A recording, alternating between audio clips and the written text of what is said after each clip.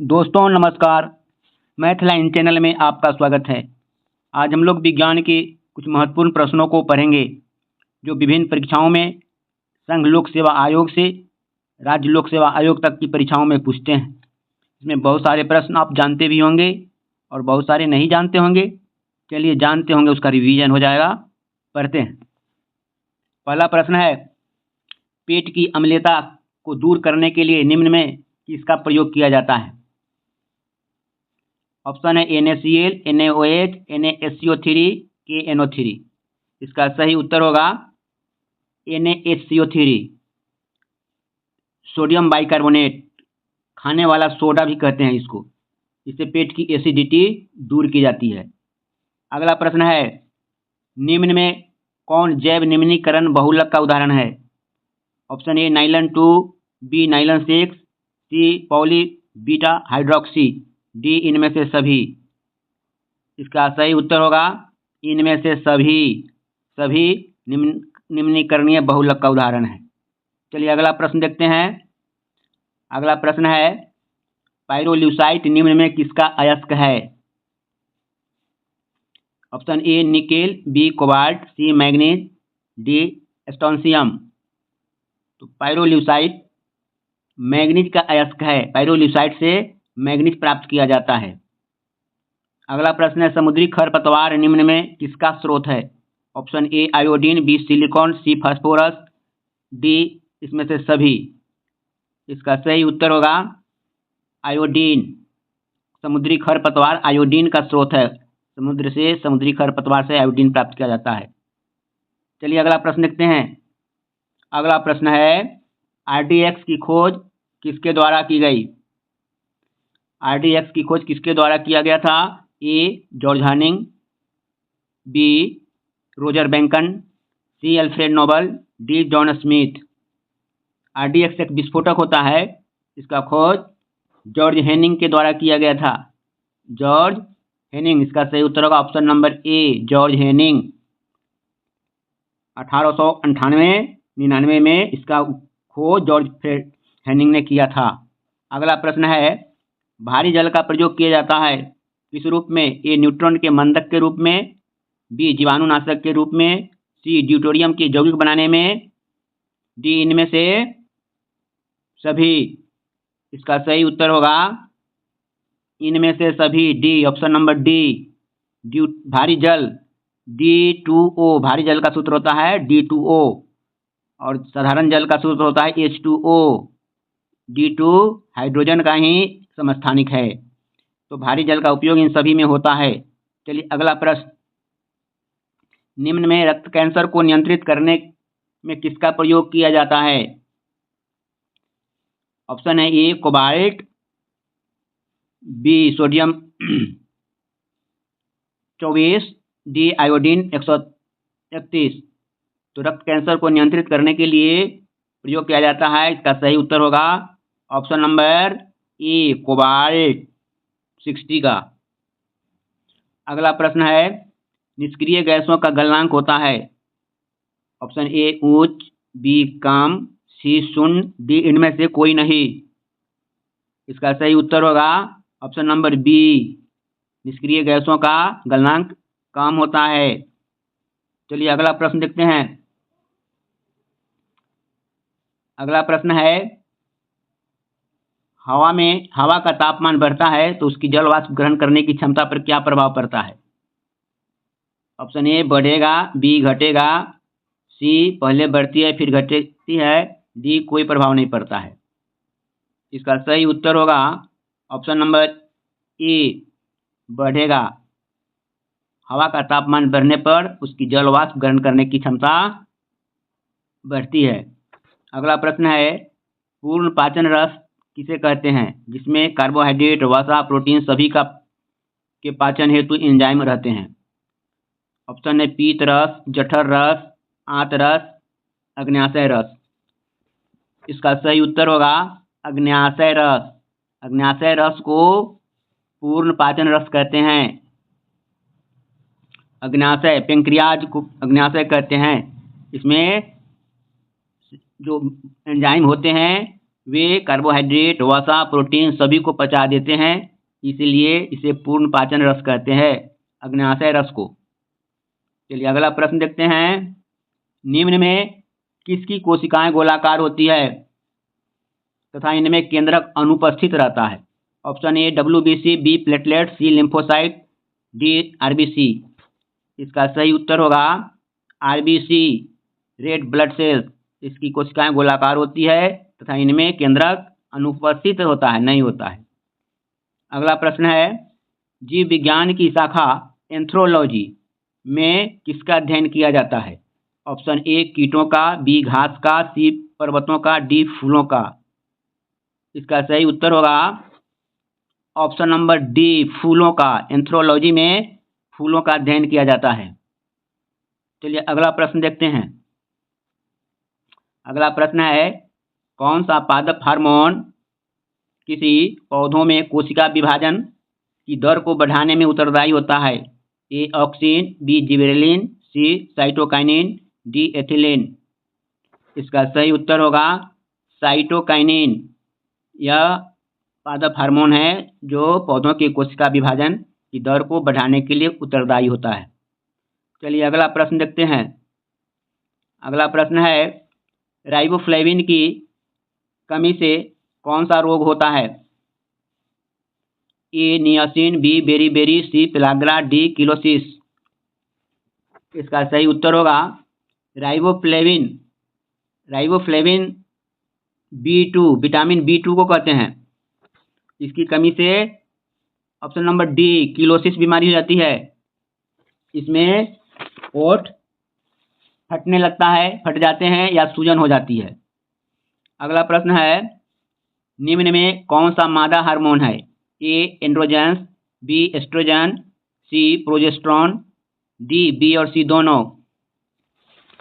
इसका सही उत्तर होगा ऑप्शन नंबर डी, बी और सी दोनों है। बी में है एस्ट्रोजन भी मादा हार्मोन है और प्रोजेस्टेरोन भी मादा हार्मोन है, इसलिए हमारा उत्तर हो जाएगा ऑप्शन नंबर डी। अगला प्रश्न है, मानव शरीर की किस ग्रंथि में विटामिन ए का संश्लेषण होता है? ऑप्शन ए यकृत, बी अग्न्याशय, सी आंत, डी अमाशय। इसका सही उत्तर होगा ऑप्शन नंबर ए यकृत, लीवर। यकृत में विटामिन ए का संश्लेषण होता है। अगला प्रश्न है, राइबोन्यूक्लिक एसिड RNA में कौन सा पिरिमिडीन क्षार उपस्थित होता है?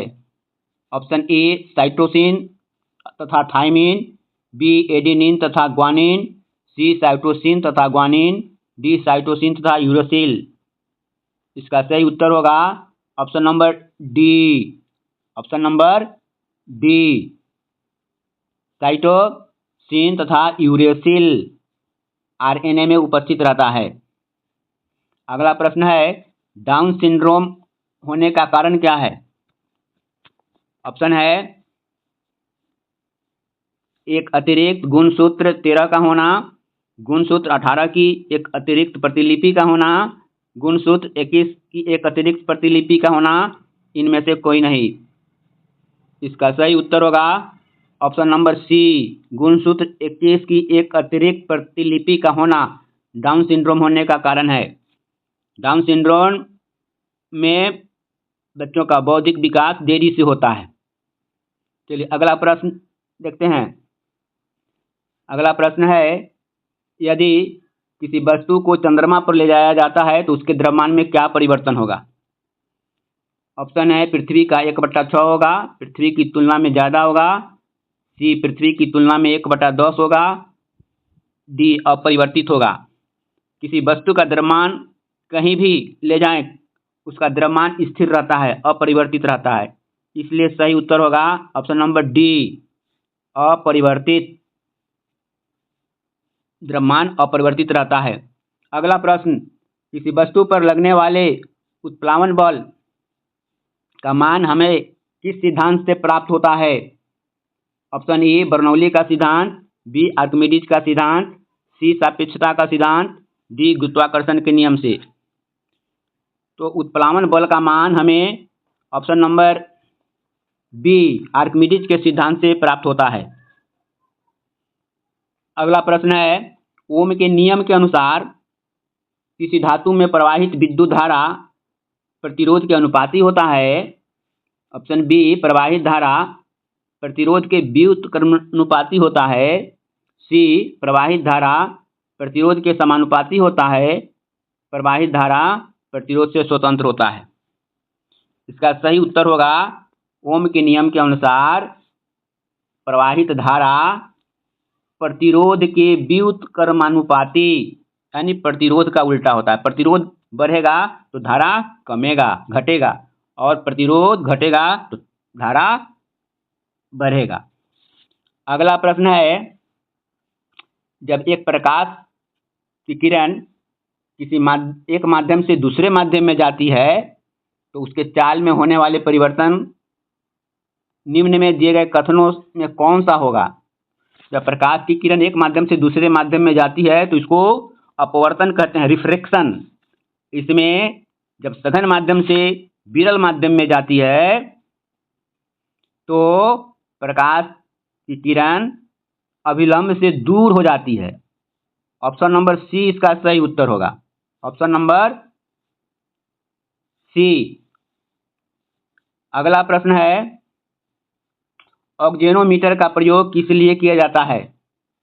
ऑक्जेनोमीटर का प्रयोग ऑप्शन है ए गैसों का दाब मापने के लिए, बी पौधों की वृद्धि मापने के लिए, सी दूध की शुद्धता मापने के लिए, डी प्रकाश की तीव्रता मापने के लिए। इसका सही उत्तर होगा ऑप्शन नंबर बी पौधों की वृद्धि मापने के लिए ऑक्जेनोमीटर का प्रयोग किया जाता है। अगला प्रश्न है, निम्न में किस विद्युत चुंबकीय तरंग का उपयोग माइक्रोवेव ओवन में होता है? ऑप्शन है अल्फा किरण, दृश्य प्रकाश तरंगे, रेडियो तरंगे, सूक्ष्म तरंगे। तो माइक्रोवेव ओवन में सूक्ष्म तरंगे का उपयोग किया जाता है। अंतिम प्रश्न है, निम्नलिखित में किसमें ऊष्मा का स्थानांतरण संवहन द्वारा नहीं होता है? ऑप्शन है भूमि और समुद्री मंद पवन में, उबलता जल में, धारा प्रवाह के कारण बल्ब के कांच की सतह का गर्म होना, वात भट्ठी के चारों ओर वायु का परिसंचरण। तो सबसे पहले जान ले कि ऊष्मा का संचरण किस तरह होता है। ऊष्मा का संचरण या ऊष्मा का स्थानांतरण 3 विधियों से होता है, चालन, संवहन और विकिरण। चालन ठोस में होता है, संवहन द्रव और गैस में होता है, और विकिरण में कोई माध्यम नहीं, जैसे सूरज से पृथ्वी पर ऊष्मा का आना, गर्मी का आना विकिरण द्वारा होता है। तो यहाँ पर पूछता है कि किसमें ऊष्मा का स्थानांतरण संवहन द्वारा नहीं होता है। तो भूमि और समुद्री पवन, तो ये पवन गर्म होकर, पवन हवा है तो हवा में तो संवहन द्वारा होगा। जल में भी संवहन होता है, जल जब खौलता है तो नीचे का पानी ऊपर जाता है और ऊपर का ठंडा पानी नीचे आता है, यानी इसमें संवहन होता है। लेकिन यहाँ पर भी ऑप्शन नंबर डी में भी वायु का वात भट्ठी माने गर्म किया जाता है भट्ठी में, तो वहाँ पर वायु का परिसंचरण होता है। गर्मी के कारण हवा हल्की होकर ऊपर नीचे करती है, तो यहाँ पर भी संवहन होता है। लेकिन विद्युत बल्ब में विद्युत धारा के प्रवाह के कारण जो विद्युत के भीतर वैक्यूम होता है, खाली जगह होता है, जिस प्रकार सूरज से पृथ्वी के बीच कोई माध्यम नहीं है, विकिरण के द्वारा आता है, तो बल्ब का कांच भी विकिरण द्वारा गर्म होता है। तो यहाँ पर प्रश्न है ऊष्मा का संचरण संवहन द्वारा नहीं किसमें होता है? तो संवहन द्वारा हवा में होता है, पानी में होता है, और यहाँ पर भी हवा है, डी में भी। इसलिए ऑप्शन नंबर हमारा सी जो होगा, धारा का प्रवाह के द्वारा बल्ब के कांच का गर्म होना, इसमें संवहन नहीं होता है। ऑप्शन नंबर सी, इसमें विकिरण द्वारा कांच का सतह गर्म होता है, इसलिए ऑप्शन नंबर सी होगा इसका उत्तर। इस प्रकार आज का लेसन समाप्त होता है। अंत में आपसे रिक्वेस्ट है कि इसी प्रकार की वीडियो को आगे देखने के लिए हमारे इस मैथ लाइन चैनल को पहले देख रहे हैं तो लाइक सब्सक्राइब कर लें, कमेंट करें। धन्यवाद।